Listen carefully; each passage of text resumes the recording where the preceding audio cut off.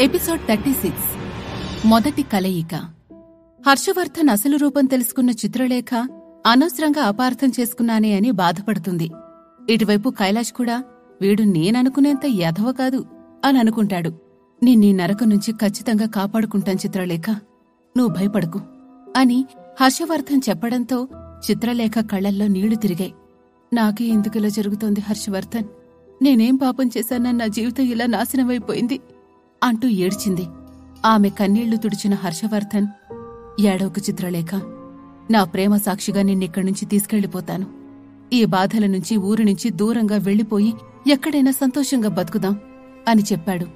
అతని వైపు నిరాశగా చూసిన చిత్రలేఖ, ఆ అమర్ కూడా ఇలాగే చెప్పాడు, కాని నన్ను ఘోరంగా మోసం చేశాడు. నాకెవర్ని నమ్మాలో కూడా తెలియడం లేదు అని తల వంచుకుని, ఈరోజు నా కళ్ల ముందు జరిగిన సంఘటనలు, నాకు తెలిసిన నిజాలు మాత్రం నీ మాటలు నమ్మమంటున్నాయి, నమ్ముతాను అంటూ అతని వైపు చూసి నవ్వింది.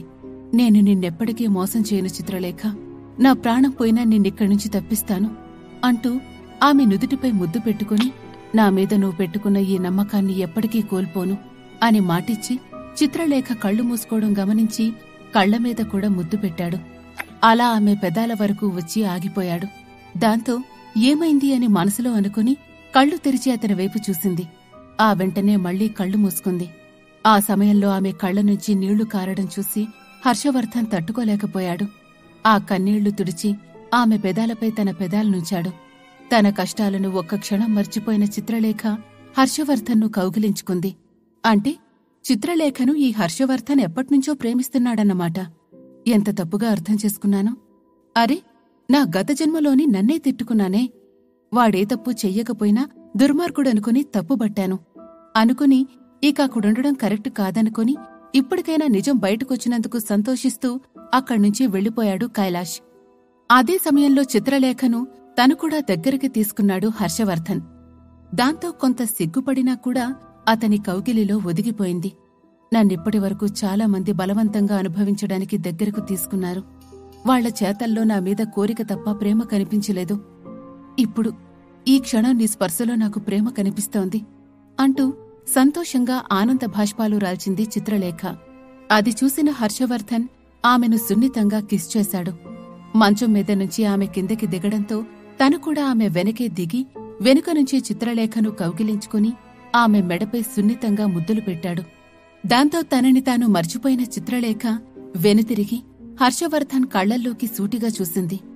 ఆ కళ్లల్లో తనపై ప్రేమ తప్ప మరో ఫీలింగ్ ఆమెకి కనిపించలేదు. సంతోషంగా అతని కౌగిలిలో ఒదిగిపోయింది. తన మనసులోని భావాలను అదుపు చేసుకోలేకపోయిన హర్షవర్ధన్ చిత్రలేఖను ముద్దులతో ముంచెత్తాడు. ఆమె కూడా ఎటువంటి అభ్యంతరం చెప్పకుండా తనపై చూపిస్తున్న నిజమైన ప్రేమకు సంతోషంగా స్పందించింది. ఆ తర్వాత చిత్రలేఖను మంచంపై పడుకోబెట్టి ఆమెను కౌగిలించుకుని తను కూడా పడుకున్నాడు హర్షవర్ధన్. కాసేపటికి ఆ మంచం పక్కనున్న దీపాలు ఆరిపోయాయి.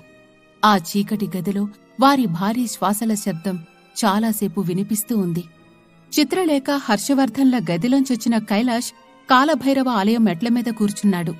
వాళ్ళిద్దరి మధ్య జరిగిన అసలు కథ తెలిసినందుకు సంతోషించినా తనకింకా పూర్తిగా నిజం తెలియలేదని మాత్రం కైలాష్ కనిపించింది.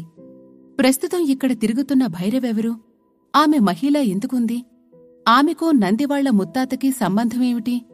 ఇలా ఆలోచిస్తూ రాత్రంతా గడిపేశాడు. సూర్యోదయం అవడాన్ని కూడా గమనించలేదు. అయితే తెల్లారగానే ఆలయం ముందు కొందరు జనాలు గుమిగూడడంతో ఏం జరుగుతుందా అని వెళ్లి చూశాడు. అంతకు ముందు రోజు కనిపించిన మాంత్రికుడు, ఆలయ పూజారి కూడా అక్కడికి చేరుకున్నారు.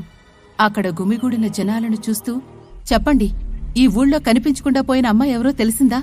ఎవరింట్లో అయినా అమ్మాయి కనిపించడం లేదని తేలిందా అని ఆ మాంత్రికుడు ప్రశ్నించాడు. కాసేపు వాళ్లల్లో వాళ్లు చర్చించుకున్నాక ఆ గుంపులో ఒక వ్యక్తి బయటకొచ్చి, బాబా, ఒకవేళ ఊళ్ళో ఏ అమ్మాయి కనిపించకుండా పోలేదనుకో, అప్పుడు ఈ భూతం ఎవరి శరీరం వాడుతున్నట్లు అని ప్రశ్నించాడు. ఆ మాటలతో కాసేపు కళ్లు మూసుకుని ఏదో ఆలోచించిన మాంత్రికుడు తల అడ్డంగా ఊపుతూ కళ్లు తెరిచాడు. లేదు, ఇక్కడెవరో నిజాన్ని దాచిపెడుతున్నారు.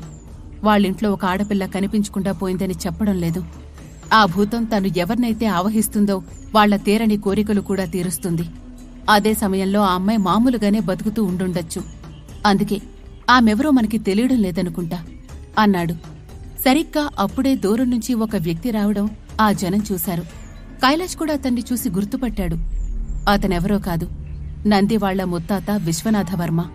అదిగో విశ్వనాథబాబుగారు వస్తున్నారు, ఆయనకేమైనా తెలిసేమో అడుగుదాం అని ఒక వ్యక్తి అనేలోపే అక్కడికి చేరుకున్న విశ్వనాథ అందర్నీ చూసి పలకరింపుగా నవ్వాడు. ఆయన్ని చూసిన ఆలయ పూజారి, ఇంతకాలం ఏమయ్యావయ్యా? కొన్ని రోజుల్నుంచి అసలు కంటికే కనిపించడం లేదు అని అడిగాడు. కొంచెం పనుండి పట్నం వెళ్లాను పూజారిగారు, పని పూర్తి చేసుకుని నిన్ననే తిరిగొచ్చాను అని విశ్వనాథవర్మ బదులిచ్చాడు. మన గ్రామ పెద్ద గజేంద్ర భూపతికి ఏం జరిగిందో విన్నావా అని పూజారి ప్రశ్నించడంతో తలూపుతూ, నిన్ననే ఆ విషయం కూడా తెలిసింది. అయినా మన ఊరికి భూతం ఎలా పట్టిందండి, ఏమైనా తెలిసిందా అని విశ్వనాథవర్మ అడిగాడు. లేదయ్యా, అసలిదంతా ఎలా జరిగిందో తెలుసుకోవడానికి అందరం బుర్రలు బద్దలు కొట్టుకుంటున్నాం అని పూజారి అంటుండగానే అతని భార్య కలగజేసుకుంది. నమస్కారం విశ్వనాథవర్మగారు, మీ ఆవిడెక్కడండి? తనని కూడా చాలా రోజుల్నుంచి చూడలేదు. ఊళ్ళో ఎవరికీ మీ ఆవిడ కనిపించలేదు. ఊళ్ళో కనిపించకుండా పోయింది కొంపదీసి మీ ఆవిడ కాదు కదా అని ఆందోళనగా అడిగింది. ఆ ప్రశ్నతో కొంత కంగారుపడిన విశ్వనాథవర్మ, ఏం మాట్లాడుతున్నారు మీరు? అలాంటిదేం లేదు, తనకుంట్లో బాగోలేదు, అనారోగ్యంతో మంచాన పడింది. మా అబ్బాయి మహేంద్ర కూడా ఇంట్లోనే ఉండి తల్లిని చూసుకుంటున్నాడు. నా భార్య కనిపించకుండా పోలేదు, నన్నెలా అనుమానిస్తారండి అని ప్రశ్నించాడు. అతని వైపు సూటిగా చూసిన మాంత్రికుడు ఏదో అర్థమైన వాళ్ల, నిన్నెవరూ అనుమానించటం లేదు బాబూ, కాని గుర్తుంచుకో, ఏదైనా జరిగితే ఖచ్చితంగా మా దృష్టికి తీసుకురా, లేదంటే ఈ విషయం చాలా దూరం పోతుంది అని హెచ్చరించాడు. ఆయనకు నమస్కరించి విశ్వనాథవర్మ అక్కడ్నుంచి వెళ్లిపోయాడు. అతనలా వెళ్లగానే, నాకెందుకు ఇతనిపై అనుమానంగా ఉంది, ఇతను ఖచ్చితంగా విషయమేదో దాస్తున్నాడు. ఇంతకీ ఈయన భార్య ఎవరు? ఎవరికైనా ఆమె తెలుసా అని మాంత్రికుడు ప్రశ్నించాడు.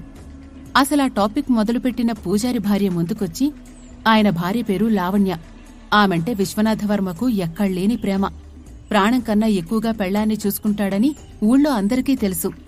ఆమె ఈ కాలభైరవుడికి పరమ భక్తురాలు, ప్రతిరోజూ గుడికొచ్చేది. కాని కొన్ని రోజుల్నుంచి ఈ ఛాయలకు కూడా రాలేదు, అందుకే అనుమానం వచ్చడిగాను అని చెప్పింది. ఆ మాటలు విని విశ్వనాథవర్మ వెళ్లిన వైపు చూస్తూ, ఈయన మాట్లాడే విధానం చూస్తుంటే ఏదో తేడాగా అనిపిస్తోంది, లావణ్యకు సంబంధించి ఏదో విషయం దాస్తున్నాడు అన్నాడు మాంత్రికుడు. అంటే ఆయన భార్యకు ఈ భూతానికి ఏదైనా సంబంధం ఉందా అని ఊరి జనంలో ఒకరు ప్రశ్నించారు. అదిప్పుడే చెప్పలేం, కాని ఏదో దాస్తున్నాడనేది నిజం అని మాంత్రికుడు చెప్పడంతో, మరిప్పుడేం చేద్దాం అని పూజారడిగాడు. ఎవరూ ఏమీ చెయ్యొద్దు, నేను ఖచ్చితంగా ఈ సమస్యను పరిష్కరిస్తాను. ఆ భూతం ఎవరి శరీరాన్ని వాడుకుని ఈ దారుణాలకు పాల్పడుతుందో ఖచ్చితంగా కనుక్కుంటాను, ఎవరూ భయపడకండి అని ధైర్యం చెప్పాడు మాంత్రికుడు. ఆ మాటలు విన్న కైలాష్కి మాంత్రికుడి మాటల్లో నిజం ఉందనిపించింది. ఎందుకంటే అంతకు ముందు రోజు రాత్రి ఆ భైరవిని ఇదే విశ్వనాథవర్మ కౌగిలించుకోవడం తను కళ్లారా చూశాడు. ఆ తర్వాత అడవిలో ఉన్న గుడిసె దగ్గరికి భైరవొచ్చింది. అప్పుడు కూడా ఆమె వెనుకే వెళ్లాడి విశ్వనాథవర్మ. ఆ చీకట్లో అతను కనిపించలేదు. అదే టైంలో ఆ బంగ్లాలోకి వెళ్లిన చిత్రలేఖ, హర్షవర్ధన్ కథ తెలుసుకున్నాడు తను. ఇప్పుడు మాంత్రికుడి మాటలు అతని అనుమానాలను మరింత పెంచడంతో దూరంగా వెళ్లిపోతున్న విశ్వనాథవర్మను ఎలాగైనా కలిసి అతనేం దాస్తున్నాడో తెలుసుకోవాలని ఫిక్స్ అయిపోయాడు కైలాష్. అంతే, ఒక్క క్షణం కూడా ఆలోచించకుండా విశ్వనాథవర్మ వెళ్లిన వైపు పరుగు తీశాడు. కొంత దూరం వెళ్లిన తర్వాత రోడ్డుపై అతను కనిపించడంతో వెంబడించడం మొదలుపెట్టాడు. అలా వెళ్తూ వెళ్తూ ఒక ఇంటికి చేరుకున్నాడు కైలాష్. ఆ ఇంట్లోకి విశ్వనాథవర్మ వెళ్లగానే ఒక పిల్లాడు పరిగెత్తుకుంటూ వచ్చి అతన్ని గట్టిగా కౌగిలించుకున్నాడు. ఎక్కడికి వెళ్లావు నాన్నా? పొద్దున్న నిద్ర లేచేసరికి నువ్వింట్లో లేవు. ఎంత భయమేసిందో తెలుసా? అమ్మ కూడా ఎక్కడికో వెళ్లి ఇంకా తిరిగి రాలేదు. నువ్వు కూడా వెళ్లిపోయావేమో అనుకున్నా అంటూ ఆ పిల్లాడు ఏడవడంతో అతని తల నిమురుతూ, భయపడుకు నాన్నా, నేనెక్కడికి వెళ్లను. నిన్నొదిలెక్కడికెళ్తాను చెప్పు? మీ అమ్మ గురించి కూడా ఆందోళన అవసరం లేదు. తను బాగానే ఉంది. కొన్ని రోజుల్లో మీ అమ్మని కూడా ఇంటికి తీసుకొస్తాను, సరేనా అన్నాడు విశ్వనాథవర్మ. ఆ మాటలకు తలూపుతున్న కుమారుడి నుదిటిపై ముద్దు పెట్టుకుని, నువ్వెళ్ళి శుభ్రంగా స్నానం చేసిరా, ఈలోపు తినడానికేమైనా చేస్తాను, సరేనా, వెళ్ళు అంటూ ఆ పిల్లాణ్ణక్కడ్నుంచి పంపించేశాడు. కొడుకు అక్కడ్నుంచి వెళ్లగానే తన కన్నీళ్లు తుడుచుకుని పక్కనే ఉన్న మరో గదిలోకి వెళ్లాడు. కైలాష్ కూడా అతని వెనకే ఆ గదిలోకి వెళ్లి అతనేం చేస్తున్నాడో చూశాడు. అక్కడున్న ఒక ట్రంకు పెట్టెలో నుంచి ఒక ఫోటో తీశాడు విశ్వనాథవర్మ. దాన్ని గుండె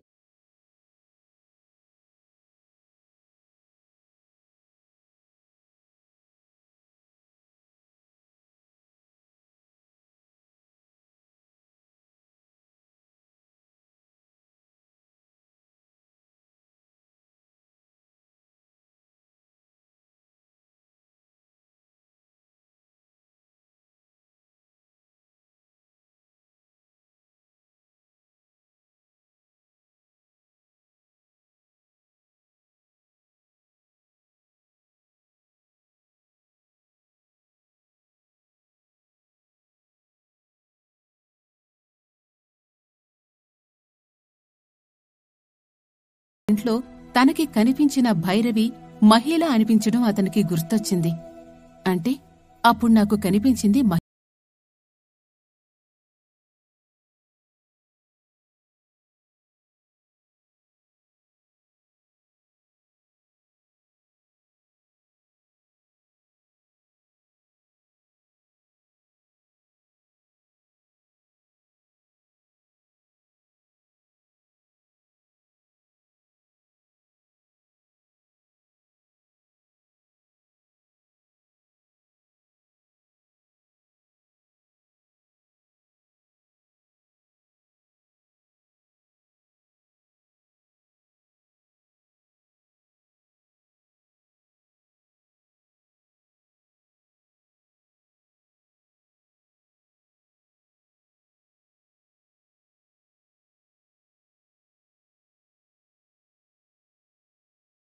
లో హర్షవర్ధన్ చిత్రలేఖ బంధం చాలా గట్టిపడింది.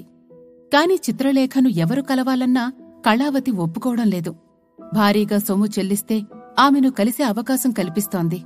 అయినా కూడా హర్షవర్ధన్ చిత్రలేఖ మాత్రం ఎవరికీ తెలియకుండా రహస్యంగా కలుసుకుంటూనే ఉన్నారు. ఆ రోజు కూడా హర్షవర్ధన్ వస్తాడని తన గదిలో కూర్చుని ఎదురుచూస్తోంది చిత్రలేఖ.